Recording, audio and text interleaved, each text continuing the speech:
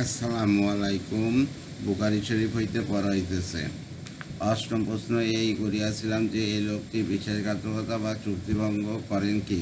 আপনি বলিয়াছেন, না। আমার মন্তব্য এই যে, বাস্তবিক সত্য নবীগণ কখনো বিশ্বাসঘাত বা অঙ্গীকার ভঙ্গ করে না।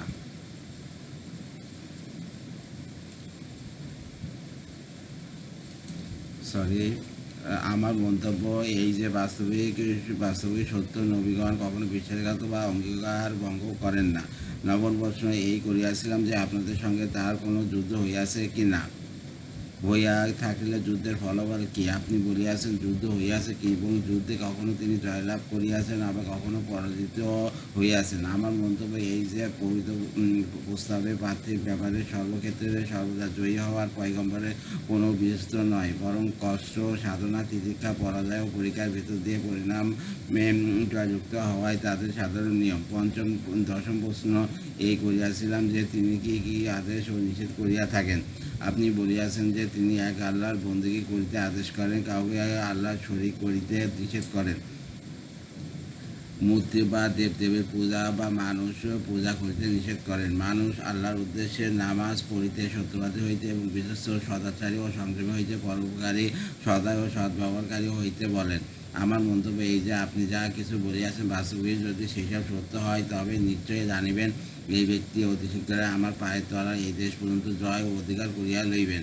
এই সম্বন্ধে আমার পূর্ণ জ্ঞান ও সান্দাতিক বিশ্বাস ছিল যে, তিনি অর্থাৎ আখিরি পয়গম্বর শেষ জামানার নবী আসিবেন।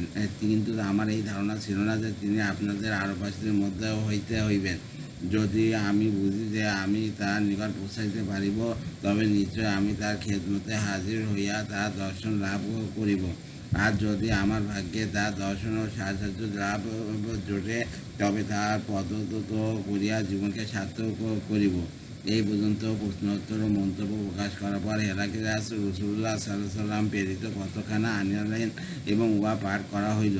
রাসূলুল্লাহ সাল্লাল্লাহু আলাইহি ওয়াসাল্লাম পত্রখানা দেউল ইয়া কলবি নামক সাহাবীর হাতে বসরার শাসনকর্তার মারফত হেরাক্লিয়াসের নিকট পাঠিয়েছিলেন। পত্রখানার ভাষা ও মর্ম এই ছিল: পূর্ববর্তী আসমানি কিতাব সময়ে আমাদের হযরত সাল্লাল্লাহু আলাইহি ওয়াসাল্লাম সম্বন্ধে পুনরীকৃতভাবে সকল কথা বর্ণিত ছিল, কিন্তু পাতিগণ আসল কিতাবের বর্ণনা ও শব্দগুলি পরিবর্তন করিয়া ফেলিয়াছিল। হেরাক্লিয়াস আসল কিতাবের প্রকৃত বর্ণনা দেখেন নাই, পরবর্তী বর্ণনা দেখিয়াছিলেন। সেই জন্য তিনি ঠিক বুঝা উঠে পারেন নাই যে, আখিরি পয়গম্বর আরব দেশে পয়দা হইবেন। বর্তমান জর্দানের অন্তর্গত তৎকালীন শহরের নাম বসরা। বিসমিল্লাহির রহমানির রহিম। প্রেরক আল্লাহর বান্দা, আল্লাহ নিয়োজিত ও প্রেরিত রসুল মুহাম্মদ। প্রাপক রোমান জাতীয় বিশিষ্ট ব্যক্তি হেরাক্লিয়াস। সম্ভাষণ শান্তি তাদের জন্য যারা সৎপথে অনুসারী অতঃপর আমি আপনাকে ইসলামের আকুল আহ্বান জানাইতেছি, আপনি ইসলাম গ্রহণ করুন, স্বীয় সৃষ্টিকর্তা ও পালনকর্তা আনুগত্য স্বীকার করুন। তা হইলে আপনি শান্তি ও মুক্তি লাভ করিতে পারিবেন।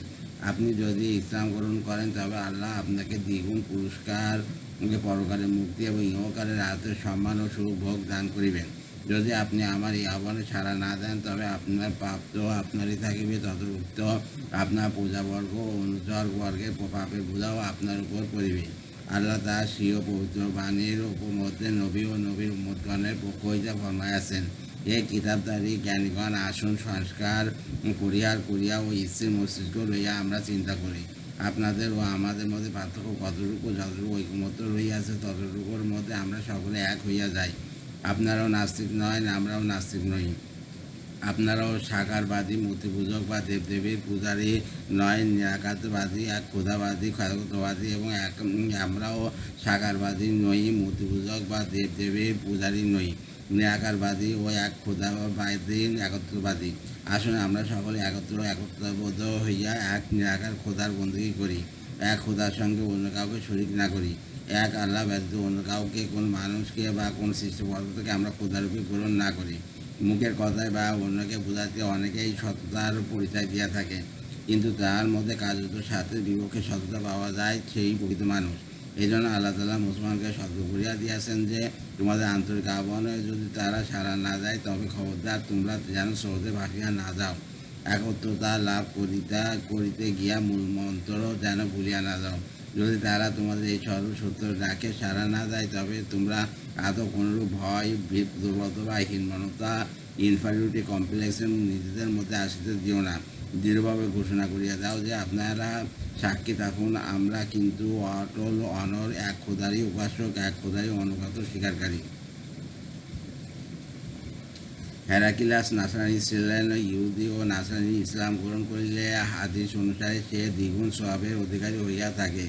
এতদিন তার অনুসরণ করিয়া অনেকে ইসলাম গ্রহণ করিবে, সেই কারণে তিনি অধিক সওয়াবের অধিকারী হইবেন।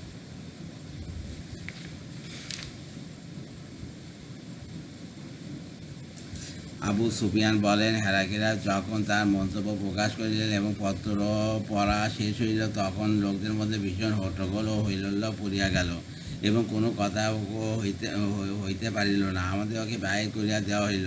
বাইরে আসিয়া আমি আমার সঙ্গীদিগকে বলিলাম, ওয়ে আমার মনে হয় আবু কাবসার পুত্রের মনোবাঞ্ছনা যেন পুরা হইয়া যাইবে। তার মিশন এত শক্তিশালী হইয়াছে যে শ্বেতাঙ্গদের রাজা রোম সম্রাট পর্যন্ত তাকে ভয় করে। আবু সুফিয়ান বলেন, সেই দিন হইতেই আমরা বিশ্বাস জন্মিয়াছিল যে মুহাম্মদ সাল্লাল্লাহু আলাইহি ওয়াসাল্লামের মিশন বিজয়ী ও সফলকাম হইবে। এমনকি মক্কা বিজয়ের সময়ে আল্লাহ তাআলা আমাকে মুসলমান হওয়ার তৌফিক ও সামর্থ্য দান করিলেন। ইবনে নাতুর হেরাকিলাসের পক্ষ হইতে সিরিয়া প্রদেশের স্বাধীনতা এবং প্রধান প্রার্থী ছিলেন। যেহেতু তাহার সহিত হেরাকিলাসের বন্ধুত্ব ছিল, তিনি বলিয়াছেন, হেরাকিলাস যখন ইলিয়া বাইতুল মুকাদ্দাস আসিয়াছিলেন, তখন একদিন সকালবেলায় তাহাকে খুব বিষণ্ণ চিত্র ও চিন্তাযুক্ত দেখাইতেছিল। তখন দরবারে একজন প্রার্থী বলিলেন, আমরা আপনাকে অত্যন্ত বিষণ্ণ দেখিতেছি, কারণ কি? ইবনে নাতুর বলেন, হেরাকিলাস জ্যোতিষশাস্ত্রে পারদর্শী ছিলেন। যখন দরবারের লোকেরা চিন্তার কারণ জিজ্ঞাসা করিল, তখন হেরাকিলাস বললেন, আজ রাতে আমি জ্যোতির্বিদ্যার গণনা দ্বারা জানিতে পারিয়াছি যে খৎনাধারী জাতির বাদশাহ জয় লাভ করিয়াছেন। অতএব দেখা দরকার বর্তমান জাতির নিশ্চয়ের মধ্যে কোনো জাতি খৎনা করে। দরবারে সকলে বলিল, ইহুদি জাতি ভিন্ন অন্য জাতি খৎনা করে না, কিন্তু ইহুদি জাতি এত দুর্বল চিন্তা, বিচ্ছিন্ন ও সৎভঙ্গ যে উহাদের মধ্যে জন্য আপনি মোটে চিন্তা করিবেন না। অবশ্যই রাষ্ট্রের বিভিন্ন অংশের শাসনকর্তাগণকে আপনি লিখিয়া পাঠান যে ইহুদি জাতিকে যেন সমূলে ধ্বংস করিয়া দেওয়া হয়। এই বিষয়ে চিন্তা ও আলোচনা হইতেছিল। এমন সময় হেরাকিলাসের দরবারে একজন লোককে উপস্থিত করা হইল, যাকে খাসানের শাসনকর্তা পাঠিয়েছিলেন। সেই লোকটি রাসূলুল্লাহর খবর বলিতেছিল। সেই লোকটির নিকট যখন হেরাকিলাস সব কথা জিজ্ঞাসা করিতেছিল, তখন দরবারের লোকদিগকে আদেশ করিলেন, দেখো এই লোকটির খৎনা করানো কিনা। সকলে অনুসন্ধান করিয়া বলিল, হ্যাঁ, সে খৎনা করানো, এবং তাহার নিকট জিজ্ঞাসা করা জানা গেল আরব জাতি সকলে খৎনা করিয়া থাকে।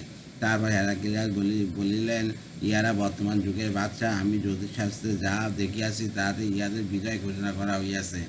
রাসূলুল্লাহ সাল্লাল্লাহু আলাইহি ওয়াসাল্লামের আদি পুরুষদের মধ্যে কোনো একজন অবিশুদ্ধ ব্যক্তির নাম ছিল আবু কাবসা। কেউ কেউ বলেন তাহার দুধ বাপের নাম এই নাম ছিল।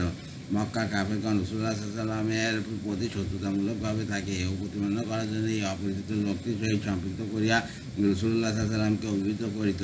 মুহাম্মদ শব্দের অর্থ প্রশংসিত। তাছাড়া কুরাইশ বংশের কোনো খ্যাতনামা ব্যক্তির দ্বারা পরিচয় করাইলে রাসূলুল্লাহ সাল্লাল্লাহু আলাইহি ওয়াসাল্লামের মর্যাদা বাড়িয়া যায়। তাই তারা ঈর্ষাবশে রাসূলুল্লাহ সাল্লাল্লাহু আলাইহি ওয়াসাল্লামকে ইবনে আবু কাবসা তথা আবু কাবসার বংশধর বা পুত্র বলিয়া অভিহিত করিত।